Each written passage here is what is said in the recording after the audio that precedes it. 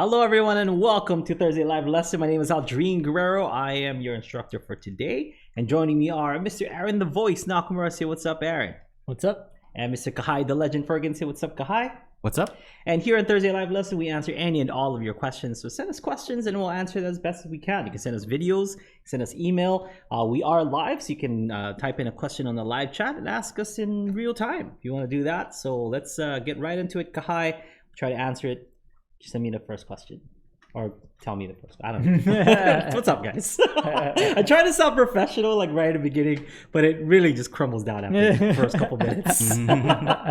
Anyway, so wait, before you give me the first question, I should say, I am trying to dangle these treats in front of you. So just as promised from last week, where we put the songwriting challenge, and if you're not familiar with our songwriting challenges, we put out a songwriting challenge at least every month or every other month or something like that.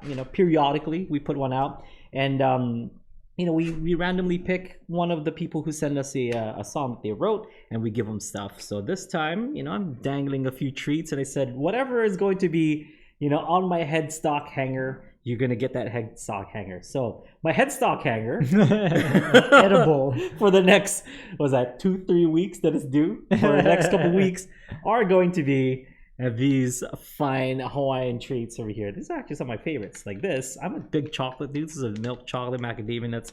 Everyone knows this one. I think you guys could probably possibly buy this at your local grocery store. But this one, I love lychee. It is Lihing sour lychee. It's just, come on, can't go wrong. You know what I got? What's that? Oh, sorry. I don't. But we can't give it to them, so I feel bad. It's like dangling. No, just go. We're already literally dangling this for them. Aaron's mom gave my family like some lihimui starfruit. Yeah. Oh yeah, because it's like the end of starfruit season. Yeah. So just do whatever you can with them. Yeah. Oh.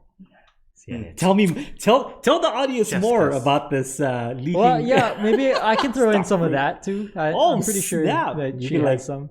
You can seal it up. Just a small Ziploc bag. Oh, we're upping the game, right? Starfruit. It's like dried starfruit. So it's kind of like that, where it's like the seeds. Because this one is this is just like a gummy, like a sour gummy lychee. But this one is it's Lihing cherry, seedless Lihing cherries. It's cherries that are dried, and they have Lihing mui powder on them. Basically, that's what it is. So these are delicious. Like, I love these. There's one where it's like similar to this, but it's like lemon peels instead. And they put honey and Lihing mui powder. It's awesome for your throat. So I sometimes eat that every now and then. But yeah, these, and alongside one of Aaron's starfruit Lihing mui, adding on to this this packets of goodness. That's what we're going to be giving away to our winner. Because everyone who sends something, they win themselves a song. That's what they do. But we'll reward. That's the reward, I should say. It's the reward for one of the songwriters that submit their songs for this coming challenge. Yeah. Did you say that we're gonna pick them randomly too? Yeah, we're gonna pick them randomly. It's not like based off of like, oh, we like this song the best. This is the best song. It's got this. It's got 5 chord changes and key changes. It's 5/8, 7/8, and 9/14 time. Whatever. It doesn't matter. Most times when people send in songs, anyways, we always like kind of gush about it. Like, even like last week or the week before, Rakesh sent in a song, right? And he was like, "Oh, it's only half done," and we were still like, "Oh, it's still great though. Pretty we good. Still love it." You tried. Yeah. That's really all we want. And just kind of stating the fact once again that you're not going to write a masterpiece like the first time, not even the 10th time, not even the 100th time, sometimes. Oh, you might, but yeah, maybe some of you might write it the first time, but sometimes it doesn't come like right away, and you need to kind of keep writing and keep writing and keep writing, and then thousands and hundreds of thousands, maybe even later. No, maybe not that much, but after a while, you'll get better at writing and you'll write that masterpiece, really. So what we're trying to do is just encourage people to just write as much as possible, so that eventually you're going to come up with something, you're going to win yourself a Grammy, and you're like, thanks to those guys at Ukulele Underground, and you're like, they're mentioning us at the Grammy. That's and we're going to be like proud parents, right, Kahai? We're like, look at a little boy or a little girl, they're all grown up and they're at the Grammys. How about we be honest right now, Yeah. and we say like what percentage of our own things that we write do we think are like keepers, or like, I really like how that one turned out. Yeah, I have notebooks back then, in high school, just like what I thought, were like good poems, and I spelt poem was it POME. And yeah, that gives you an idea of what I like the content of said poems. Yeah, but it takes a while. It takes years sometimes, but sometimes some people just have the gift. Like my friend Daniel has written amazing songs in high school, and I'm just like, who hurt you? Like, why are you writing these things? Like this is from like the perspective of like a 600-year-old that's like gone through some stuff. I'm sure Daniel also has things though that he's written that he's just been like, it's okay, or I didn't really like. And well, like most recently, people like Carly G, who's won Hawaiian Grammys for like for songs that she's written, and she's like a teenager. Like, are you okay? Like Carly, you're right. No, but she writes amazing songs. So like, some people just have the gift. But we want to encourage everyone to write songs and use their ukulele and create art. Really is what it is. Just make art with your with your instrument, or just have fun. That's really all it is. You can write a silly song if you want to. I write silly songs all the time. You can write a serious song. You can write a nice instrumental, instrumental. You can write a cruise instrument, whatever you want to do. Just follow the guidelines of what we put out for each challenge, and just try your best. That's all we ask for. Do you remember what our guideline was last week? October something sky. No, it was not sky. Jubilant October. What is it? Starts with an A. Afternoon. Yeah. Jubilant October afternoon. So that's whatever that means to you. Write a song about Jubilant October afternoon. Any key, whatever. We do have like guidelines for that, but the main thing is to just write a song about Jubilant October afternoons. Yep. Yeah. What was the other guidelines, Kahai? And lyrics, as usual, Yeah.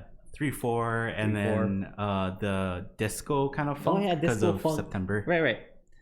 Do you remember afternoons in October? And then I think we had use a ninth chord, right, too. Ooh, ninth. Which 9 chords. Somebody also brought up. Somebody asked, when we said ninth chords, did we mean an add 9 chord?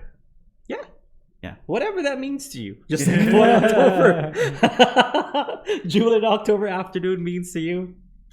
Yeah. If it's add 9, if it's a 9, that's all good. So it's 9. Okay. Okay, let's get started. Give me the first question, Kahai. This one is from Mikkel, and he said, I'm struggling to change from B minor to E minor. Do you use the pinky to hold the uke in the transition, or do you move the fingers one by one? E minor to B minor? A B minor to E minor. Oh, B minor to E minor. Okay. So it's a little bit tricky if you don't have the right grip. So, and I get this question a lot, and it's always great to do the private lessons because I kind of get to see firsthand what people have a hard time with. So for the most part, when people grip their ukulele, they kind of tend to grip it with the thumb back here like this, and play their chords or whatever, E minor or C.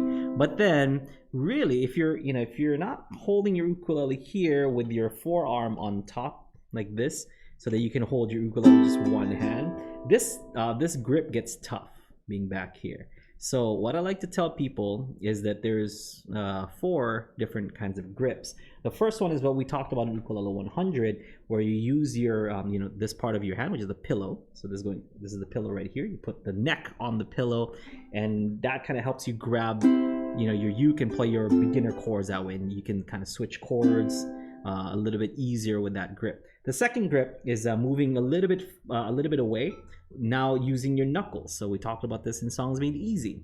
So this big knuckle right here on the side, and then this side of your of the knuckle on the thumb. So knuckle on the thumb goes at the top. This big one goes underneath here. So it's just like the one with the pillow, but not so extreme, so that you kind of have a little bit of space right here. Yeah, see that? I could fit my finger in there. Whereas if you did the pillow, it would be no way to kind of there. There'd be no way to put that in. Okay. The bling is getting in the way. Bling is getting in the way of my thing. So that kind of allows you to move this up and down with with no problem. The third grip is going to be just the thumb. So this one's a little bit more tricky. So this is like absolute beginner. This is kind of beginner to intermediate.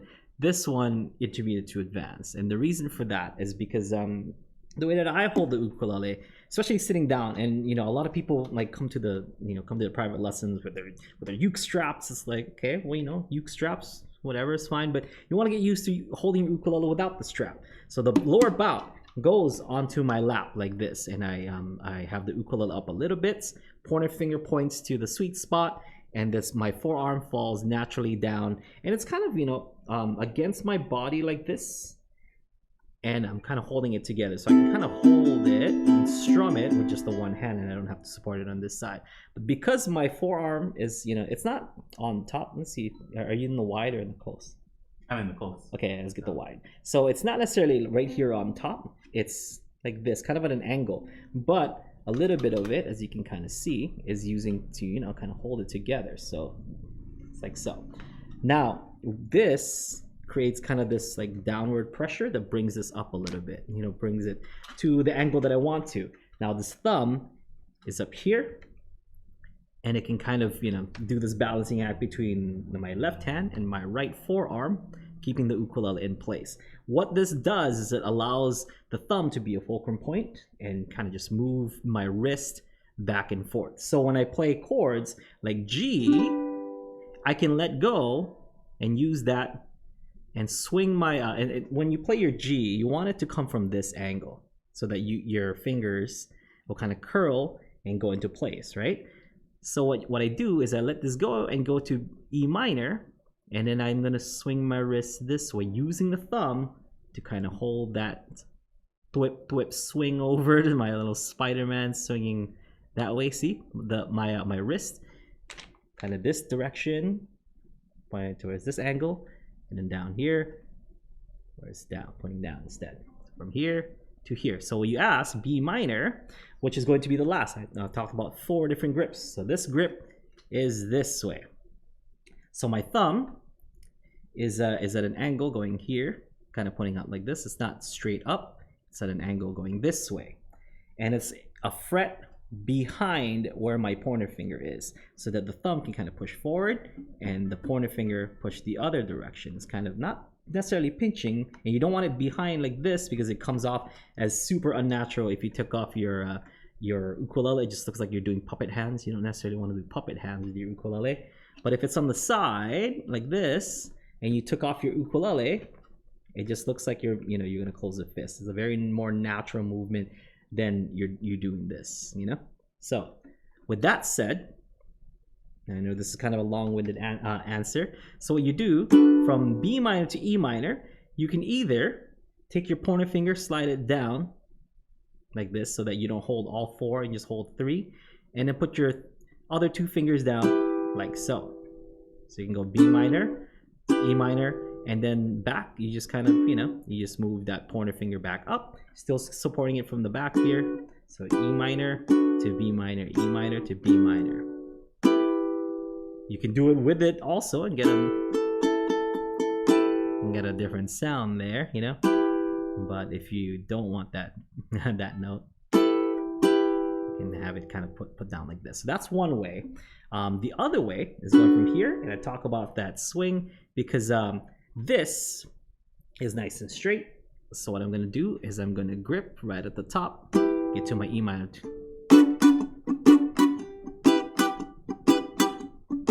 And using my pinky finger to kind of catch it down underneath here so I can let go. And if not, I can use this part of my arm to kind of go from B minor, hold it,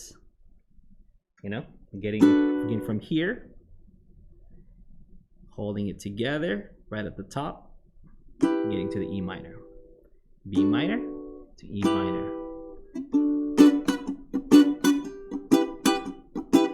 And I'm not using my pinky finger to, I'm using my forearm here to hold it together. So you can use any one if you're not supporting it with the forearm here, because everybody holds it different. Some people kind of hold it down like this, but then I always find that if you hold it from down here, it's hard to support the ukulele, you know, to kind of have it stand up. So that's why I always have it on my lap, on top here, so that I can kind of play it without it. So switching chords, because you have to let go of the chord on the upbeat, play the chord on the downbeat, how we talked about in ukulele 100 or 101 on smooth changes. You kind of let go of the chord and go to the next chord. So this grip right here just allows you to get that, you know, G to E minor. A lot of people have a hard time with that, because if they're holding it down here and they let go, there's like no support. And then getting to the, you know, get to the E minor, unless, you know, you've been playing a lot. And you kind of know how to support it using this part of your palm right here, and even then, sometimes that's gonna, you know, it's not as great feeling. Okay, so this to this, D minor to this is a easy one. A little bit more advanced is getting that thumb up there, using either the pinky or using the support from here.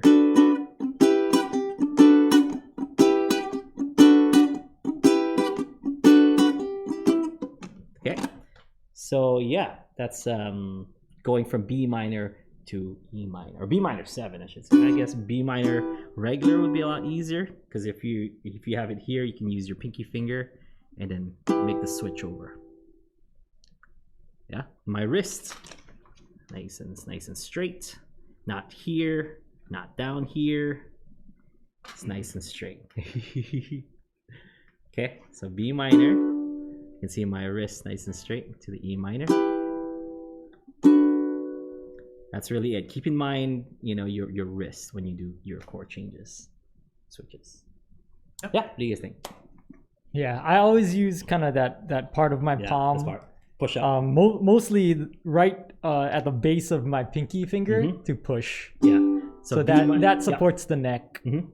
So that's you know, the one way that I was talking about, going from B minor and then using this part, and then getting to the E minor there. But you still kind of have to support it. After you make the change, you kind of have to like let go, but you're using that to support it as you're changing, and then like kind of letting go. But you can't keep that in there, you know. Most of the time, if I'm going from B minor to E minor, like I'm holding the full B minor anyway, because I play low G. Yeah. And then I just put down 2 fingers.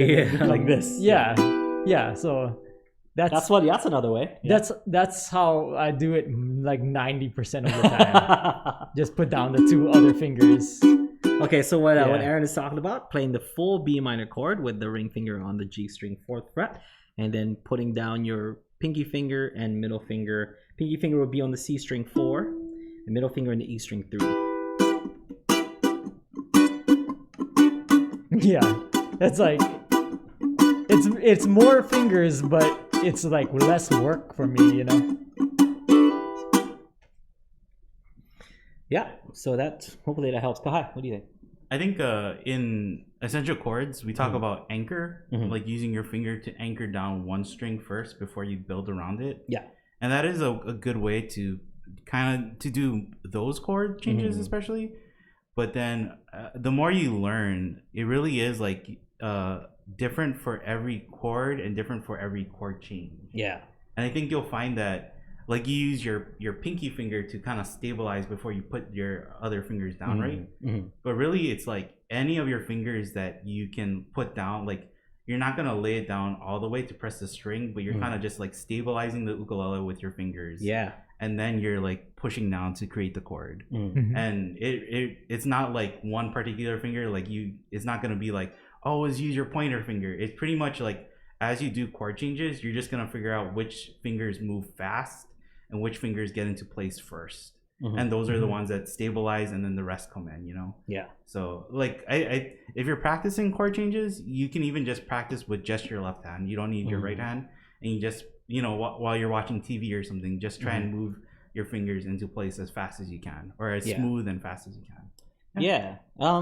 Great. You know, great points. I mentioned earlier, you know, like about like the private lessons and stuff. Well, people have a hard time going from like from G to E minor because it's just not as supported. Like they usually have their thumb back here. Like it's the letting go and then, you know, going to the next chord. So always kind of like thinking about support. And we talked about, you know, using this, I think in Songs Made Easy, like the 2 points of contact into the when you go. But then sometimes, you know, playing this, say, E minor, because this grip with the two, you know, with the two knuckles, kind of almost forces your wrist to point out this way. So getting an E minor is a little bit tricky because your hand looks like this when you're like almost like I'm right in the middle of a shaka, you know, like making a shaka. So getting this is a little bit tricky. So that's kind of where I got the whole, like, you know, take your, just use your thumb. Just go up here so that the wrist can be straight down like this. I think in general, when you're making chords, you want your wrist straight, and that's like the kind of one constant. Yeah. But it is hard. Like people are like looking for like, how do I hold this chord every single time? Yeah. And it changes. Yeah, depending what chord. Yeah, what chord you're coming from and what chord you're going to. So it's always changing, and that's where it's like, the faster you just get comfortable with your ukulele, the faster you find what works for you. Yeah, and it's different for everybody too. Yeah, we talked about in the show, like, you know, learn how to play a chord like 3 different ways, but that also goes to the same, you know, the same thing for grips. Like, kind of know how to get to that chord, not just holding it like fingers, you know, like on certain frets wise, but also where the rest of your hand and wrist goes. And it's kind of like just. That comes with knowing different chords too. The more you know different chords, the more you're used to switching to those different chords and stuff. Yeah, and I think that's the one thing that's kind of overlooked, you know, like in a lot of like ukulele instructions and tutorials and stuff, is the grip on the left side, you know, like, so if I had a time machine, do it all over again, like that would be, I mean, you know, even us, and it wasn't until like Songs Made Easy where I'm like, okay, how do I explain this to an absolute beginner, because it's Songs Made Easy, how to kind of hold these chords, you know? Yeah, and even like, I think guitar teachers, you know, for years, they've been telling everybody to do the pinch. Yeah, and it's only now that they're finding out that when you do the pinch, it leads to carpal tunnel. So don't do the pinch. So it really is like, I think it's because it's an easy way to imagine how to hold a chord, but that's not like what anybody actually does. Like nobody actually does it like that. And when you actually try and pinch it, then you feel the straining in your arm. So it is something that it was taught for so long and overlooked, and then like I think only now people are realizing like, oh, it's actually not like just put your thumb behind it and just hold it down. It's like, no. And you know, I mean, adjust to your own kind of, you know, your own thing too, because these are just like general ideas, and because these are just like kind of general idea of how to grip your ukulele. Like some people, you know, might kind of take this and then go do their own thing with it. It might be a different angle based on, you know, like your comfort level, or based on the size of your hand or the length of your fingers or anything like that. So, you know, make sure to make your own adjustments to you. But these are just the guidelines of like, okay, well, this, and then using this part to pivot and all that, and then using, you know, like anchors and whatnot. Like keep all those things in mind, but also do it to you. So this is kind of what works for us, or for me. Like a lot of this stuff works for me, but when I try to show someone else, it might not work for them, or it might take some muscle memory, you know, in order to kind of play that way. We like to tell people, right, it's just a tool in your tool belt. So like you know, you don't have to use it every time, and you can just pull it out when it's like applicable, right? So, and it's not rule of the land either. Like it's, you know, we mentioned 3, at least 2, you know, 2 different ways to kind of hold something, and now we're talking about it not just, you know, like playing the G this way or playing the G this way or whatever, but kind of gripping your ukulele for the G. You can play the G here with, you know, with the pillow grip, with the thwip swing grip. I don't know what to call this. So the thumb at the top, or with the, you know, or with the 2, like the 2 points of contact. So it really depends where you're, like Kahai said, where you're going from, or where you come from, or where you're going to. But just be aware. Hopefully that answers. I know that was kind of too much. Like I over answered that question, but it's just good knowledge. Mikhail has another question, but before we get to it, Rob was asking, how do you do that strum, that reggae strum? Dude. I'm going to explain it in the next month's lesson, but I'm going to explain it a little bit right now. Next month, watch out for it. But really, it's just the up and down, and that. So in reggae, you want to kind of add accents to 2 and 4. That's what's going to give it kind of like a lot of people get that upbeat feel. Like it feels like it's the upbeat. So if you slow it down, if you do like half time instead of double time, it's like 1, 2, 3, 4, whereas a 2 and 4 would have been the upbeat. So that's kind of what you want to do, right? So 1, 2, 3, 4. So I put accents on 2 and 4, and to make even harder accents, I strum with more fingers, on 2 and 4. So 1 and 2 and 3 and 4 and 1 and 2 and 3. You can, add your thumb in there. But however you want to make the 2 and 4 a lot louder. So I'm playing the B minor, for example, and I've explained this before. But have your pinky finger, pinky mute, whatever mute you want to use, and that's going to be the natural position. So you kind of have that as a natural position while you're playing your B minor chord. I tell people this, like, just practice the chord with your pinky on. C, for example, or a B minor, or an E minor, or a G, or a D minor. So now that you got that down, what you do is you just release when you want to hear the sound. So in reggae, 2 and 4 is what we want to hear, right? That's what we said. So it'd be 1 and 2 and 3 and 4, 1, 2, 3. But this stays consistent. Up, down, nothing fancy going on the right hand, other than I'm adding an accent to 2 and 4. Fanciness comes from the left hand of letting go. And you can be even more fancy by cutting that even shorter. So you do a down, up. So down, you let go and put your pinky finger back down, then up. And I say that the down is a neutral position because it's a lot easier to let go of those 2 notes than to have the B minor and then putting your finger down every single beat other than the 2 and 4. It's a lot easier to think about it as this is the neutral position, and then letting go. Imagine like a gate, okay? So you're opening up the gate only on 2 and 4 like this, and you're closing the gate really quick because reggae, it's really short, so you want it to be short too. So you're opening the gate just enough to let that note out and then close the gate again. We don't want stray animals coming in our gate. You get it down, up. And if you're accurate enough on your strum, if you strum just the bottom 2 strings, it gets even more kind of reggae-ish. Oh. So totally up to you.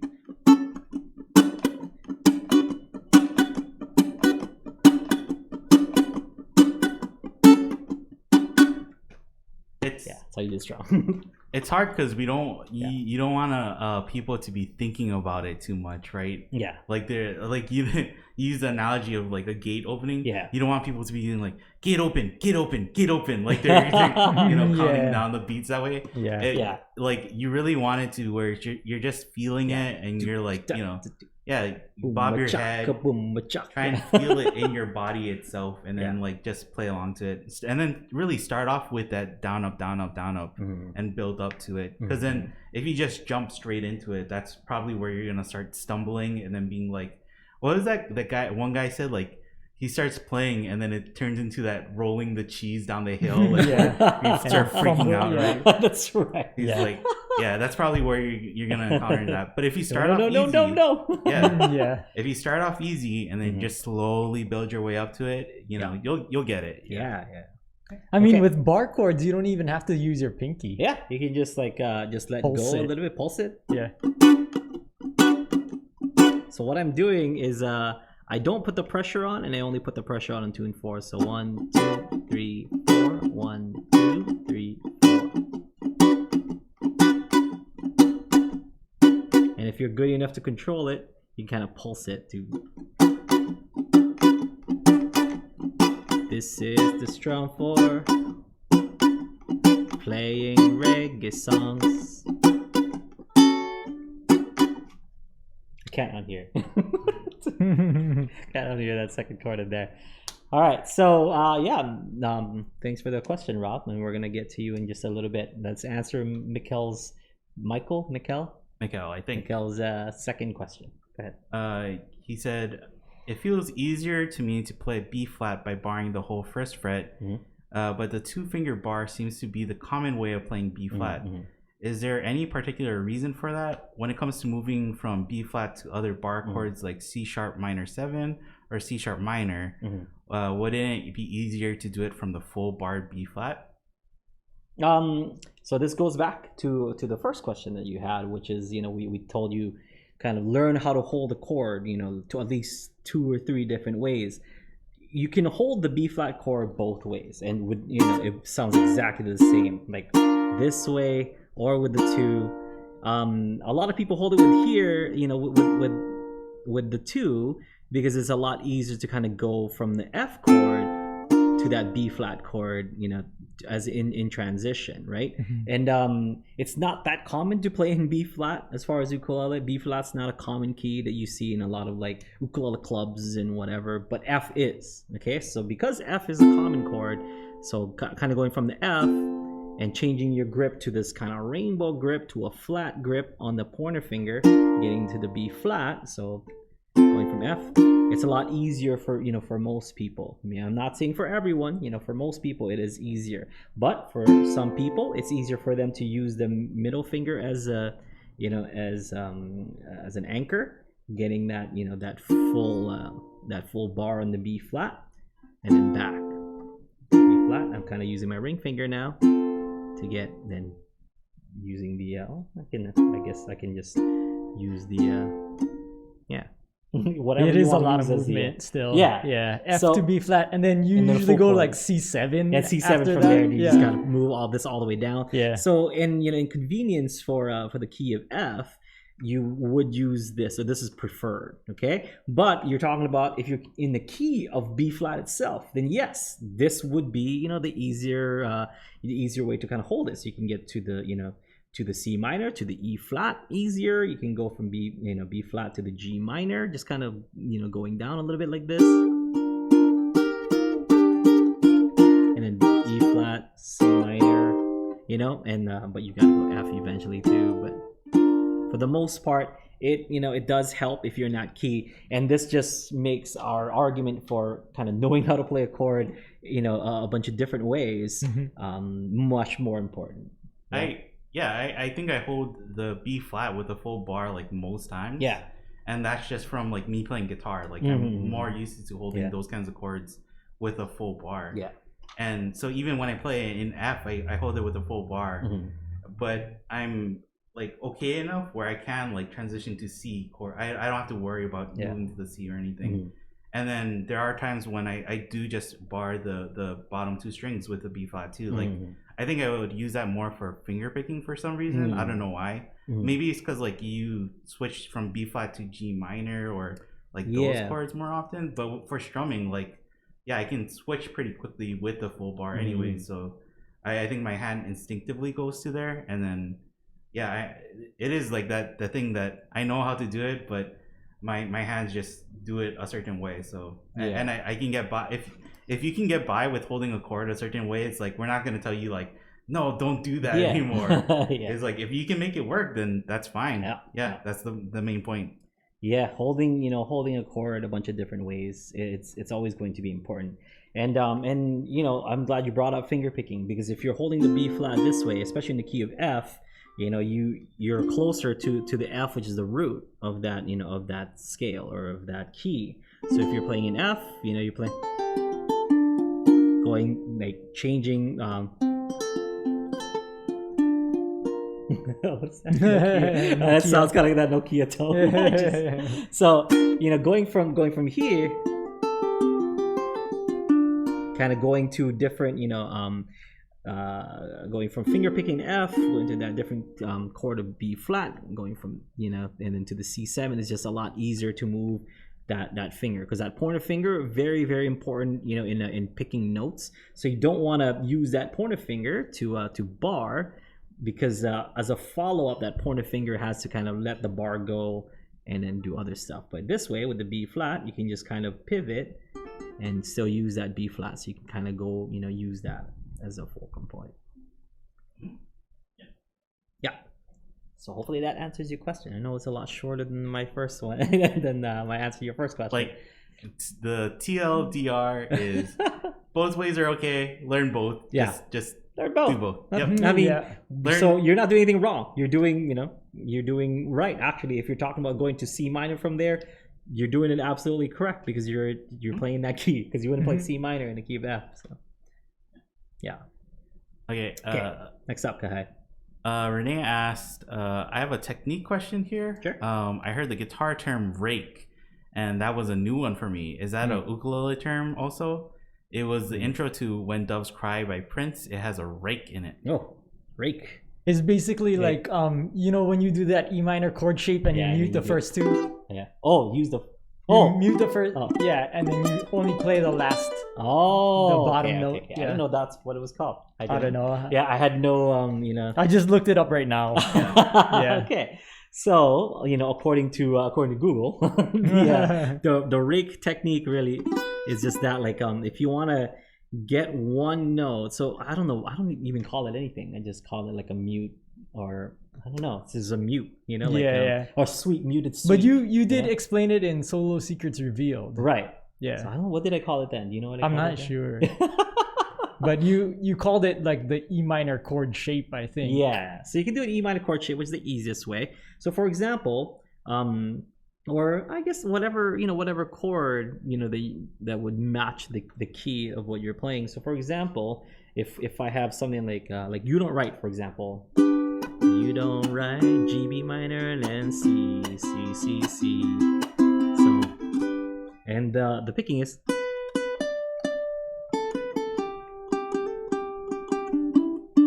So that first part, dun, dun, dun. So you can do something like. So instead of just going da da dun, dun, which is normal, you can do that E minor chord shape, because these two notes don't matter. You're not going to hear them. It just kind of is like what we call in clarinet and in classical music is like the grace note that goes right before it. So it's like a grace note that goes, and then you have the one actual note that you're going to be playing for the melody line. So these two notes, and I'm talking about chords that work in that key, because if say it was like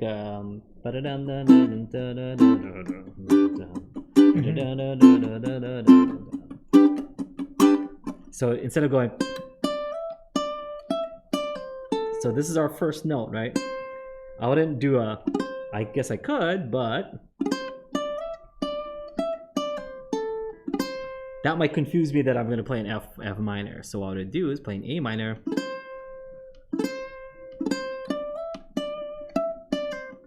Yeah. Although it doesn't really matter. It doesn't. It's just both more of them for are muted. Yeah, it's just more for. As long as you're muting the strings before the actual hit, right? Yeah. Like, then it's pretty much whatever you want to hold it. Rake, I guess that's what it's called. I would call it like a muted sweep, because it's kind of like a sweep. You're trying to sweep down, Yeah. Yeah. But then that's how guitarists use it, as like a muted sweep. Yeah, it's a muted sweep. I think it's become because like with more technical guitar picking or guitar solos and stuff, they use a lot of rake picking, before it. And so there's even one where what is his name? Rob Scallon. He makes a song where he's like using the rake pick, and then he but it's unintentional, like where he's just like messing up the grace notes before, like he's actually trying to play grace notes, or do a sweep, and it's just like not coming out right, so he just use a rake instead, and eventually it just becomes all like and then he just puts his guitar up to a fan that's spinning, and the fan blades. So it's it's more of like a texture thing, right? Like just to kind of add that little bit of like accent that note. Because because playing the note plain by itself sounds fine. But if you just kind of want to, it's a stylistic choice, really.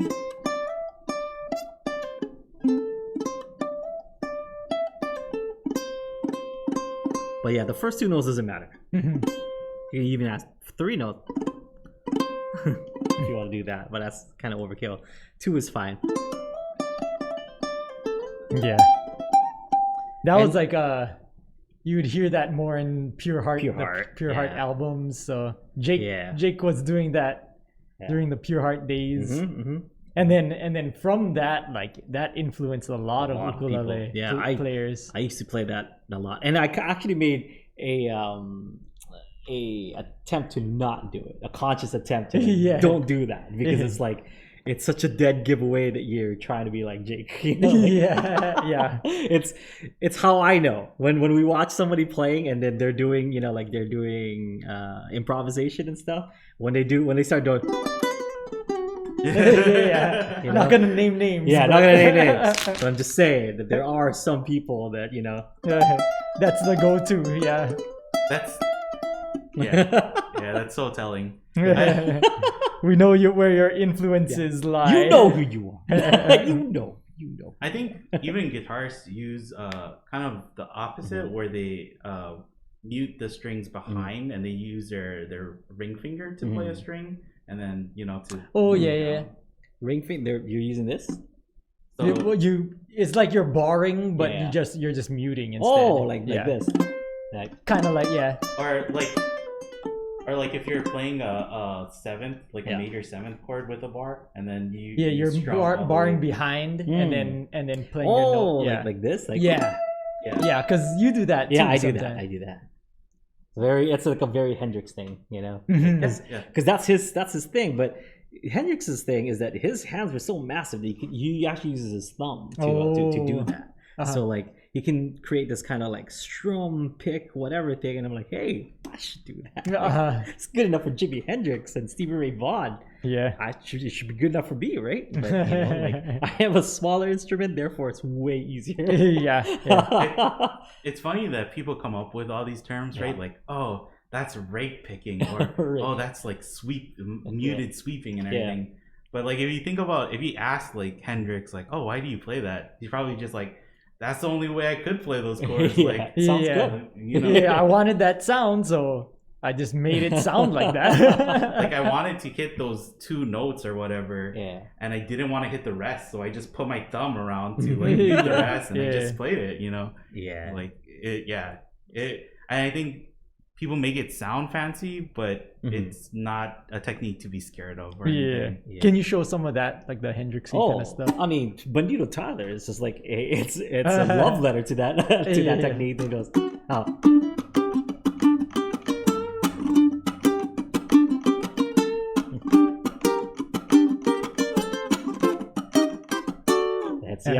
that is like a done.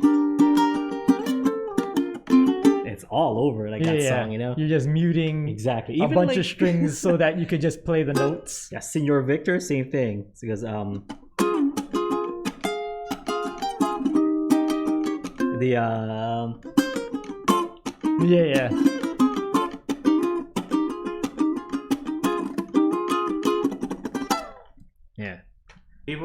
People are like, how does Aldrine like pick so fast? It's like almost like it's a secret. It's a secret. He's not picking. He's not picking. He's strumming. He's strumming the whole time. It's a love letter to Hendrix style. Really is what it is. And a lot of people use that nowadays. But I dig it. I dig it. I abuse the crap out of it. Become my thing. Yeah. What was that kid's name? He wrote that song Stallion that we challenged you to do. Evan J. De Silva. Yeah. Evan. He kind of has that whole thing, and that whole thing with Jake too, right? Like doing those muted. You can see where he gets those influences from. So yeah, love me some Hendrix. I was watching like some Stevie Ray Vaughan and my wife. has never heard of Stevie Ray Vaughan. So I'm like, are you serious? Okay. And she's like, what? Huh? Let's watch a movie first. We're gonna watch a movie called Crossroads. Okay? He's actually both the devil and the No, kid. Steve Vai. Steve Vai. But he's Yeah, playing that's the right. slide guitar, right? Ry Cooder was playing the. Oh yeah, that's right. No wait, was it Steve Ray Vaughan? It might have been I know both of them. Ry Cooder was playing one of the parts. And I thought- Steve Vai. Well, yeah. You have to look that up. You have to look that up. Aaron's fingers are going right now. What is that? Oh, I thought you were no. looking it up. Yeah, I think it's Ry Cooder. It might be Stevie Ray Vaughan, but yeah. That So makes anyway, sense. she's never heard of Stevie Ray Vaughan, Mhm. and then I was like, okay, he does a lot of Hendrix covers. Hendrix from Being Married to Me, of course. You've heard Hendrix, and it's like he's basically, new Hendrix. And the thing is, people criticize him as new Hendrix, and he kind of just leaned into it. And then did the Hendrix style and then went over did his own thing on top of that. I was like, oh yeah, you guys think I'm a Hendrix carbon copy? How about this? And I was like, oh my gosh, So I showed her a video of him playing Little Wing, because she knows the song Little Wing. He's like, oh yeah, it's kind of like Hendrix. Oh my god! At the end, she's like, what is happening? And I showed her Texas Flood and all the classic Stevie Ray Vaughan songs, and she's like, this is awesome, because and I'm not gonna knock on Jimi Hendrix and stuff, but Stevie Ray Vaughan's voice was just it's brilliant. That's his advantage over Jimi Hendrix. Hendrix could sing well and stuff, but that kind of really alcoholic blues. I don't know what to call it. I don't know what else to call that. Texas blues. It's Stevie Ray Vaughan. He's got that voice that goes along with that guitar. He kind of had both, right? So he can do singing songs, because Hendrix could do singing too. But then if you go to a Hendrix show, it's not like you expect him to be singing all the time, right? Yeah. So, but there's, and she's a huge John Mayer fan, so she's like, now I see where John Mayer gets it. And I was like, yeah. John Mayer just trying to be both Jimi Hendrix and Stevie Ray Vaughan, and a BB King, and Eric Clapton. When John Mayer sings, it's kind of like that Stevie Ray Vaughan kind of voice that he's trying to do. So my wife's mind just blew, and I'm like, God, how do you not know Stevie Ray Vaughan? She's like, I don't play guitar. I'm like, that's a good point. it really is like genealogy, right? Yeah, because you can hear Hendrix's Along the Watchtower, and then you can hear Stevie Ray Vaughan's Along the Watchtower, and then you can hear John Mayer's Along the Watchtower, and you can see the direct descendant coming from there's a bunch of songs that we were trying to compare, the Jimi Hendrix version and the John Mayer version, or the Stevie Ray Vaughan with that version, with John Mayer's version. He's a big John Mayer fan. And he's like, yeah, watch this, and she's like, whoa, it's like John Mayer on steroids. Yeah. It's cool. Anyway, sorry. I just got got ahead of me. I got excited talking about guitar players and Jimi Hendrix. Well, John Mayer on steroids is pretty good too. Yeah, and I'm not saying that John Mayer's a slack or anything. He's amazing. That guy is. Yeah, when he's actually playing guitar, for the sake of playing guitar, he's pretty. You guys fantastic. mean Daughters, right? When he's playing Daughters, that's the best song. That's the only song I know from him. That's the one song that I know. Yeah. So. And Your Body is a Wonderland. John Mayer also has a talent of making songs sound easier than they actually are. Yeah. Because everybody wants to try and learn Neon, right? Yeah. And then they're like, oh, this song is really hard. Why is it so hard? It's because John Mayer's a great guitarist. He's a great guitarist. Yeah. We were listening to Wind Cries Mary, and she didn't know that was a Jimi Hendrix song. I was like, yeah, what? Oh. What? And she's like, oh, it's a good John Mayer song. I was like, no. All Along the Watchtower. Did you see apparently Bob Dylan he liked Hendrix's version of Along the Watchtower so much that he started playing it, and when Hendrix died, he would say this is a tribute to Hendrix. So he kind of saying this is his song. Oh, that's his song now. It's that's that's cool. So there's that one Johnny Cash song, or Johnny Cash he did a cover of I think it was a grunge song that he kind of made it his own. I forgot what song that was. Anyway, sorry, we're gonna keep going off the rails. Let's go back to the ukulele talk. Kahai, give me another question, buddy. Oh well, we had that student review from Rob. Yes. So Rob said in a student review, amazing, loved it, loved the new chords that you're experimenting with, Rob. And I'm glad that you're kind of branching out, playing some full jazz chords. I'm really utilizing, all the strings and the voicings that you're kind of using in there.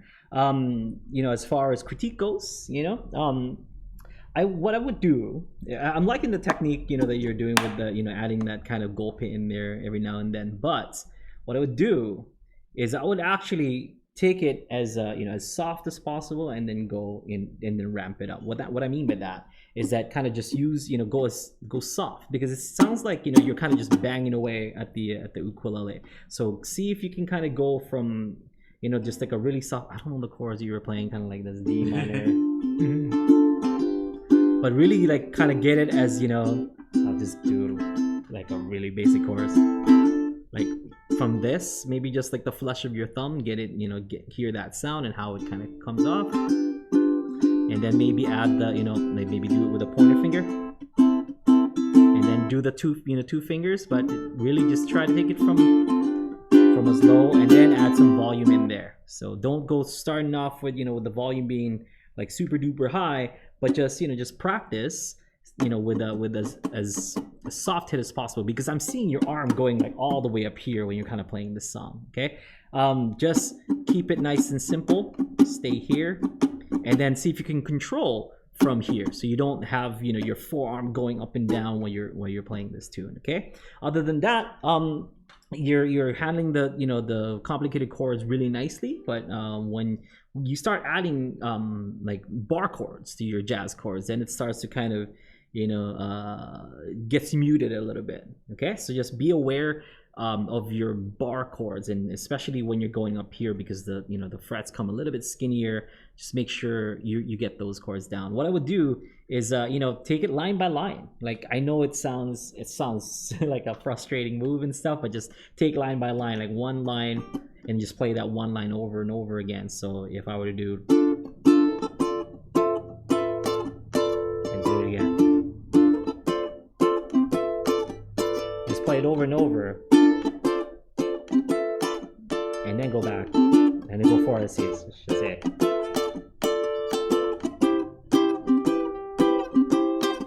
And then just a little bit forward.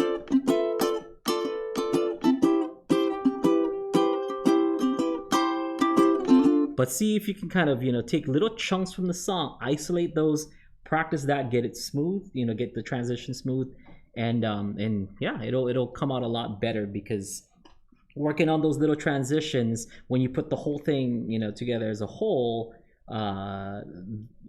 it shouldn't be a surprise as to what's coming up next if you're working on little parts here and there. That's what I would suggest, because I think that going there's one part you're really strong at, when it's kind of down here, but once it starts to come up to the fretboard, maybe just isolate those parts and just work on that and get that smooth.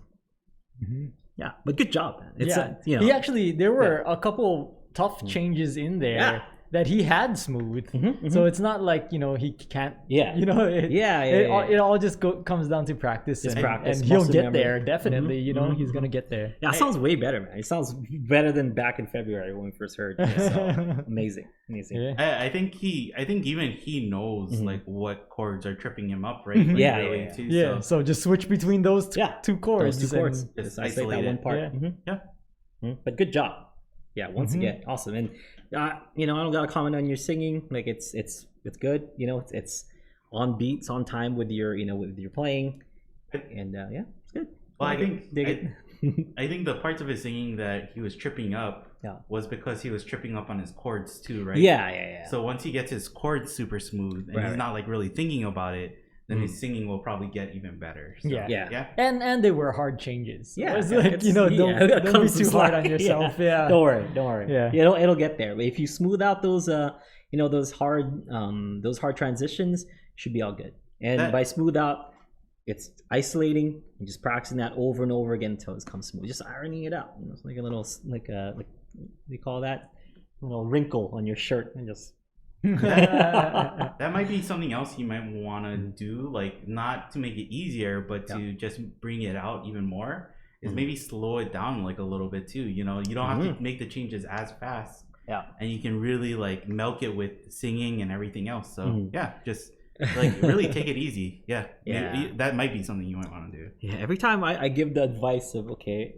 like if we just slow it down, especially like the younger like private students that I have, I can almost feel their eyes rolling in the back of their head. Like, oh my God, sure, play it slow. But you know, it is what it is. That's what you have to do, you know, to get this smooth, you know. But I try not to say it too much because I already know like how people feel about that. Yeah, I mean, everybody hates metronomes and playing it slow, but it actually is kind of like if there is a tough section of a song and you do start off really slow and then you start like, okay, I'm gonna increase it like 10 50 bpm or whatever, 10 15 bpm, and then play it there and get it smooth and then do it like it feels like you're progressing relatively quickly. So it, you know, that if you just mess it up in that tempo like over and over again, it's better to go slow and then ramp it up and then be able to see your progress.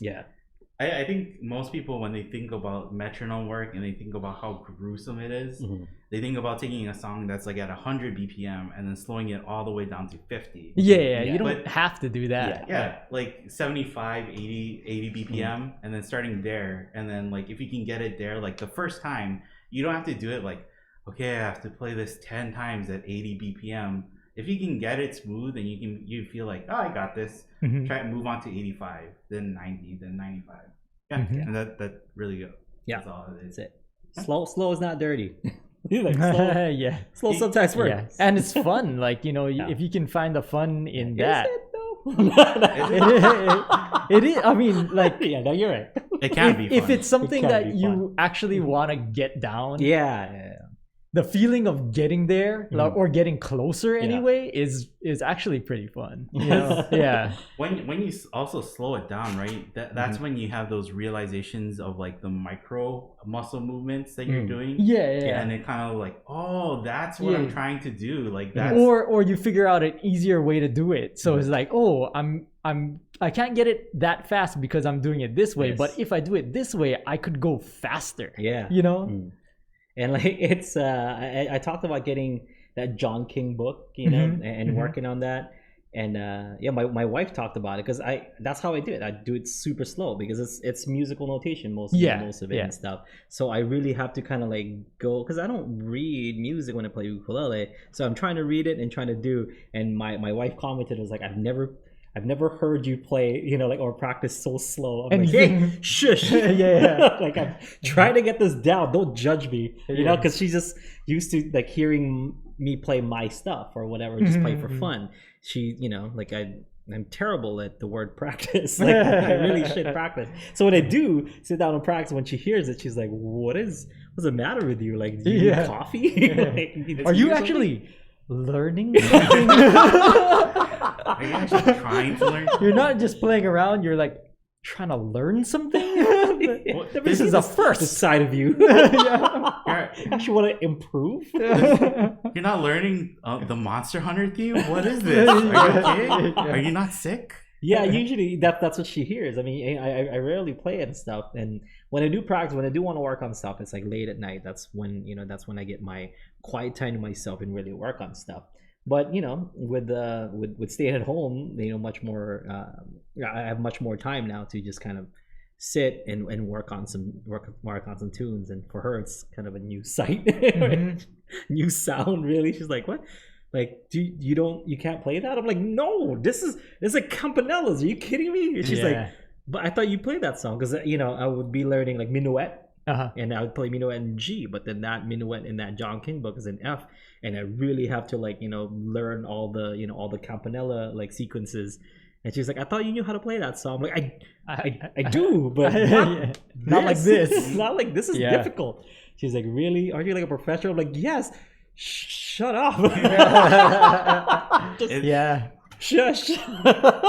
Isn't it I wanted to go back to like when we talk to people or kids in one-on-one coaching and stuff, and we tell them, okay, take it bar by bar. And I totally understand how they feel because I had that feeling in both like piano and while I was playing trumpet. It's just like, why do I have to take it 2 bars ahead? I just want to work on that part that I'm going like, blah, blah, blah, blah, blah, you know, like I just want to do that. But it's funny how like you can tell when people don't want to take it slow, and then when people want to take it too slow, they're like, okay, but what do I do for the next note? It's like, well, you just play it. You just play it. You don't worry about it so much. So there's like a nice middle ground where it's like you want to slow down to make sure you're not messing up, but you also don't want to like overanalyze every single thing and feel like, okay, I have to learn every single note before I can play this song. It's like, just try and play it, you know. You'll learn by trying to play. And I think that's why like I know like what, you know, what, especially the, like I said, the younger students and stuff, like I know exactly what's going on in their minds when I ask them to play slow because I was that student, you know, like it's like, why? Can we just play body surfing? Like, can we just do this? Because when my dad sat me down, he's like, oh, you should learn how to play Europa instead. Like, that song's so boring.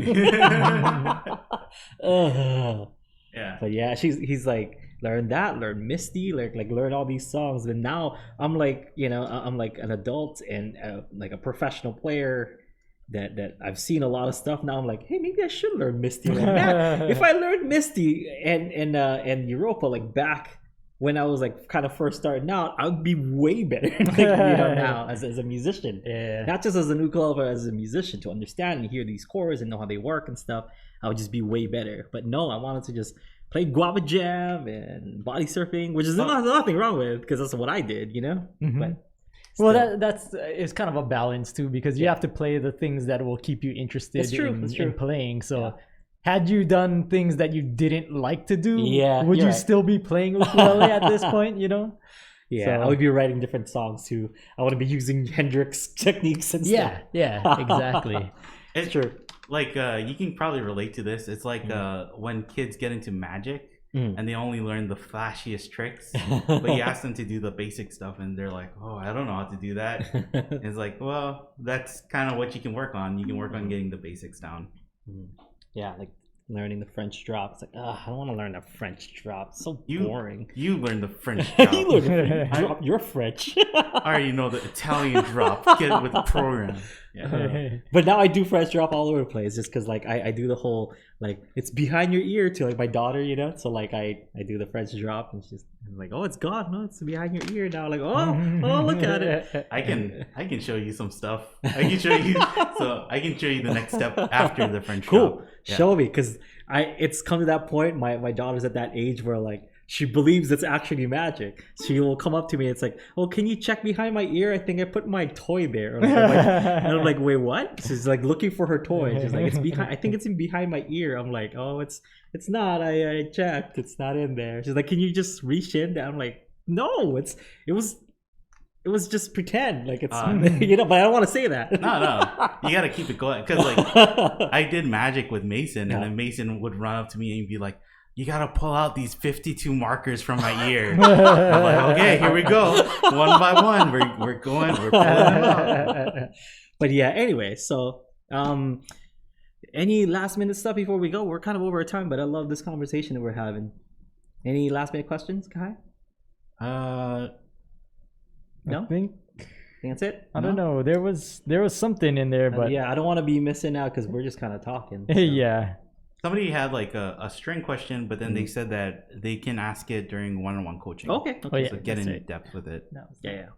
Okay, so if anything else, that does it for our Thursday live lesson. Thank you so much for tuning in. Right after this is one-on-one coaching if you're a UU Plus member, so get your questions answered there. If you want to show me some stuff that that you feel like needs to be kind of assessed, I can assess it for you. That's how it works. So tune in right after this to one-on-one coaching. If you're also a UU Plus subscriber, you can always sign up for a private lesson and get it that way. That's what we were talking about earlier, the private students and stuff. So private lessons are available to everyone who has a UU Plus subscription. It's not some super special club or whatever. it's just sign up for UU Plus, you can sign up for private lessons. This is Aldrine Guerrero signing off. On behalf of Aaron and Kahai, aloha.